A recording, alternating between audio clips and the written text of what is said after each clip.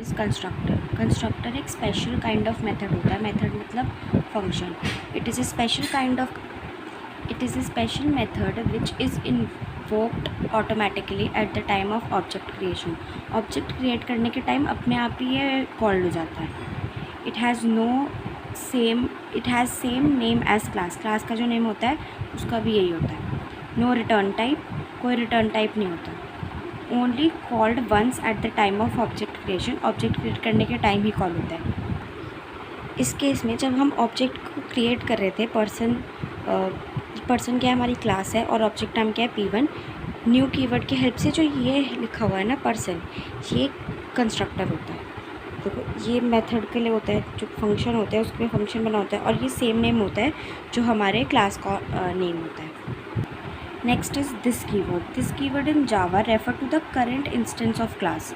मतलब ये point out करता है कि मैं इस क्लास की बात कर रहा हूँ. जैसे कि पब्लिक पर्सन क्लास है जिसके अंदर हमारी एज और नेम थी.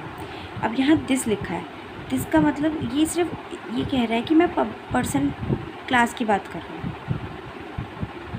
Will call the properties of this class person. सिर्फ जो इस क्लास की प्रॉपर्टीज़ है, जैसे एज और नेम जो प्रॉपर्टीज़ है, सिर्फ इसी को कॉल करेगा. जैसे दिस डॉट नेम है, name is equals to name क्या हुआ.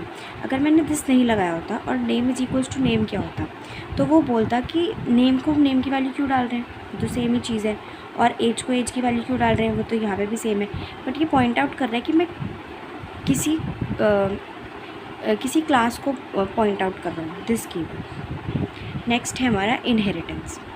इनहेरिटेंस मतलब one object acquires all the properties and behaviour of its parent class.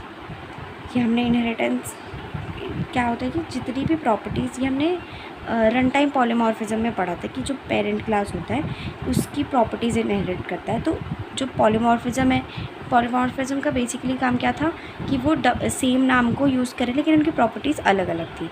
But ये इनहेरिटेंस का क्या है, वो पीछे की मतलब पेरेंट की क्लास की प्रॉपर्टीज़ को इनहेरिट कर रहा है.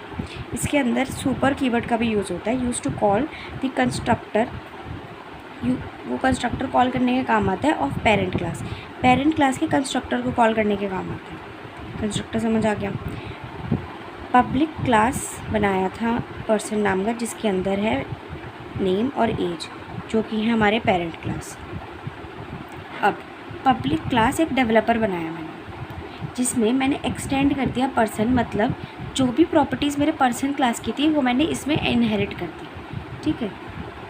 अब इसकी क्या प्रॉपर्टी, इसके अंदर क्या की चीज़ है, पब्लिक क्लास के अंदर भी मैंने एज और नेम डाल दिया. और सुपर कीवर्ड का इससे यूज़ किया कि जो भी कंस्ट्रक्टर इसमें पर्सन क्लास में था उसकी प्रॉपर्टीज़ कॉल करने के लिए, क्योंकि पर्सन क्लास क्या है, पेरेंट का क्लास है. ठीक है. और फिर हमारा जो होता है ये स्टैटिक वॉइड मेन. तो जो स्टैटिक वॉइड मेन बनाया उसके अंदर हमने ऑब्जेक्ट क्रिएट किए. जैसे जब पुराना पर्सन था, जो पुराना मेन पेरेंट क्लास का पर्सन था, उसके लिए हमने ऑब्जेक्ट क्रिएट किए थे P1, P2, P1 ऐसे ईट करता है, वॉक करता है.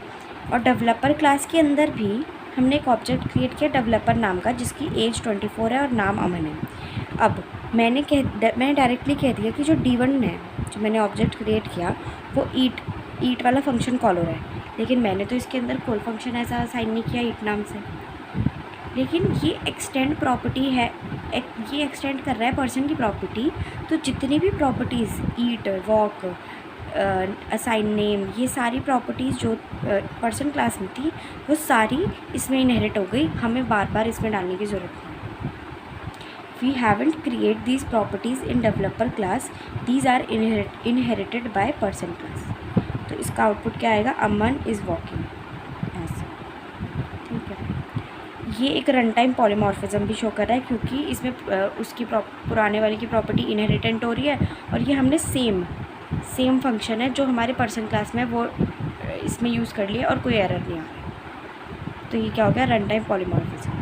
इसके अंदर सिंगल इनहेरिटेंस होता है, हायरार्किकल इनहेरिटेंस होता है. सिंगल इनहेरिटेंस मतलब एक ही चाइल्ड है और वो प्रॉपर्टी इनहेरिट कर रहा है. ठीक है. इनहेरिटेंस में क्या होता है,